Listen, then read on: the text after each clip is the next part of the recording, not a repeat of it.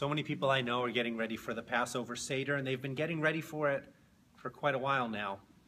They're asking themselves, what do we really need to do at our Seder to make it a wonderful experience for the people there?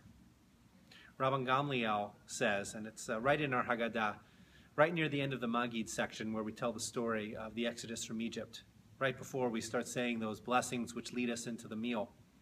Rabbi Gamliel says you need to say three things and talk about the symbolism of the Pesach, the Passover offering, the matzah, and the maror, the bitter herbs. And anyone who doesn't do that hasn't really fulfilled the obligations that go along with the Passover Seder. It's a minimalist sort of comment. I don't really think that Rabbi Gamliel thought that that's all you need to say. Perhaps there's more. And again, for many of the people I know who are planning their Seders, they want more.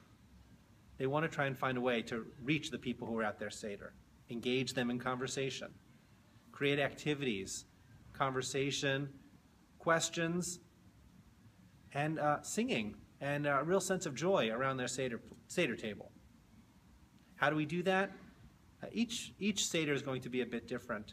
It's important to know your audience. It's important to know who's coming to your table. It's important also to reach out to those people and remind them that everyone who comes to the Seder table, not just the leader, but everyone who comes has a role to play in making the Seder the experience that we really all want it to be. So Rabbi Gamliel may have a minimalist view of this, but it's important to remember that the Passover Seder has the opportunity, gives us really the opportunity to connect with the Jewish past, with the Jewish present, and the Jewish future.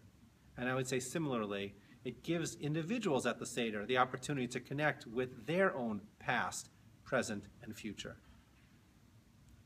What was slavery for the Jewish people? And what does freedom mean for us today?